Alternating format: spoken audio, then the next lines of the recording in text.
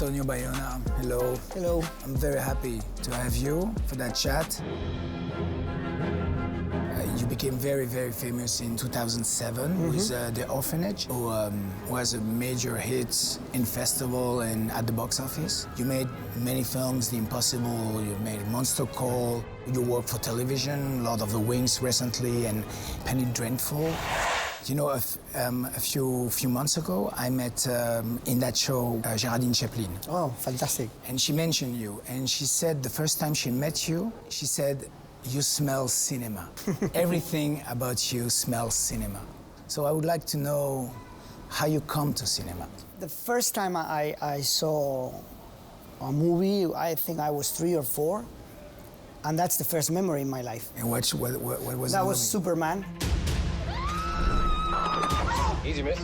I've got you. I was the whole day watching movies on television, American movies, but also François Truffaut, Akira Kurosawa. So I was very lucky to saw those films when I was a kid, because that's the moment when these movies leave you like a big mark, like a big impression on you.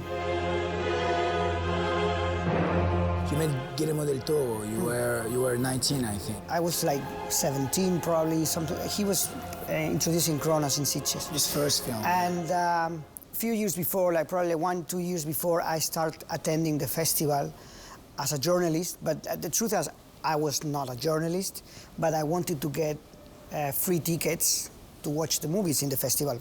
I was able to watch all the films in Sitges, but I had to interview directors. And one of the interviews was Guillermo Del Toro. Everybody was talking about this young Mexican director, you should watch his film. And it was a very nice interview. He told me years later that he thought, who is this young kid with sideburns? And he was very interested in the questions. And then I went to film school. I studied there for 4 years.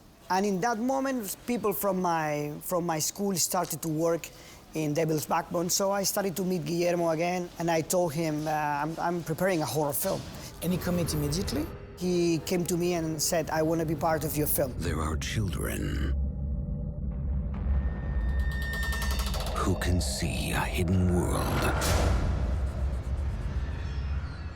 whose imagination opens their eyes. You have a very current filmography, you know? It's always based on very intimate feelings between related characters. It's something that you dig. I love to play with these toys, with visual effects, with the CinemaScope. You know, I love that. But the more I work in film, the more I realize that what I really enjoy is to work with actors. To me, what the film is really about is what is going under the surface and the relationships between the characters. When you do Jurassic Park, it's so much CGI. You have really great fun making that. The challenge is always to find the angle, to find something new to tell to the audience, to find my connection to the characters. Do these animals deserve the same protections given to other species? Or should they just be left to die? After I finished The Orphanage, I was offered all the films in Hollywood, like all the franchises, all the sequels, A Nightmare on Elm Street, Twilight, Hunger Games, and I said no, no, no, no. Because you wanted to make The Impossible. No, because I've seen so many examples of directors going there and having a bad experience that I was very cautious. My first work with Americans actually was a TV show. It's Penny Dreadful. And I only did the first 2 episodes. Do you believe there is a demi-monde? A half-world between what we know and what we fear? And I thought, okay, it's good. It's like a smooth way of getting in and try to see how does it work, you know? And then I remember at that time I decided to do a Monster Calls because I thought, okay, if I do 3 films produced in Spain by myself with my crew, it's like a way of telling the audience this is what I do, and then I can try to go to Hollywood and do like a big film there. And that's the moment when I was offered Jurassic World, And having the chance of doing Jurassic World with Spielberg felt like a... Protected by him? Or, Yeah. Yeah? You know me. And I kind of feel proud that I did the most strange Jurassic movie ever. You made Lord of the Rings. What attracted you in that show? My agent called me and said, the guys preparing Lord of the Rings are interested in talking to you about it. So it felt like, okay, I could feel these 9 months getting into this huge challenge with a big amount of responsibility, but not that much. All the pressure goes on the shoulders of the showrunners. I did first and second episode, so there was nothing there when I arrived. So we had to do the cast, we had to design all the sets, all the costumes. So it felt like a huge, massive task that we did in a very short amount of time, because we had less than 1 year to prepare the show and shoot it.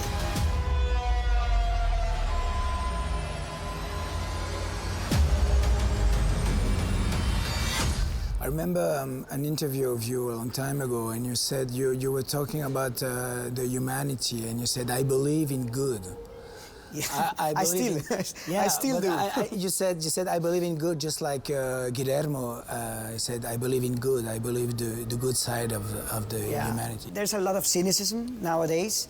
So when you talk about emotion, people get nervous, But come on, not the audience. Look at the success of your films. You are a master in emotion. Emotion is to me is a goal. Thank you, Juan. It was great. Thank you very much.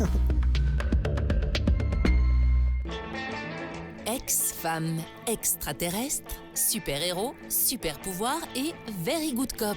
Cette semaine dans les salles, ça va être ultra top. Tell me something. You can go anywhere. Another timeline. Another universe. So why do you want to stay and fight to save this one? Barry de Flash va-t-il réussir à sortir Batman de sa retraite? L'heure du plus haletant des défis a sonné. Un retour vers le passé chahuté animé par un trio DC addict. Ben Affleck, Michael Keaton et Ezra Miller. 大沢妙子さんは大沢二郎さんがお父さんということでよろしいですか？ケイタは前の夫との子供です。山崎さんの話聞いたことない。特別な人？別に恨んでるとかないんです。でも奥さんの顔見たらもう憎くて仕方ないんです。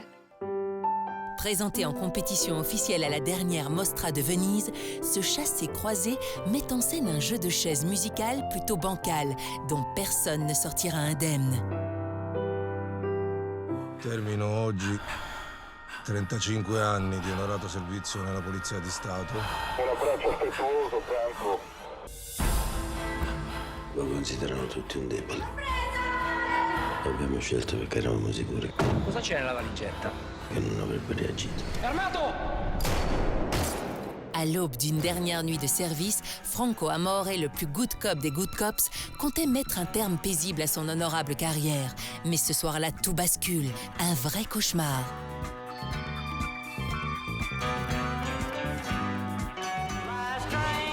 Junior stargazers and space cadets. Each year we celebrate Asteroid Day, commemorating September 23rd, 3007 BC, when the arid plains meteorite made Earth impact. C'est la journée de l'astéroïde. Pour fêter ça, Wes Anderson nous plonge dans son univers démentiel. Holy Toledo, that's Mitch Campbell. You're very good in the one about the tramp in the brothel who gets amnesia and becomes a pediatrician. You were very authentic. Actually, maybe my favorite character ever. I don't know why nobody else liked it. Oh. Couleur pastel, décor XXL. Rien ne manque dans cet hommage spatio-temporel porté par un casting providentiel. Tom Hanks, Edward Norton, Scarlett Johansson. Décollage immédiat pour Asteroid City.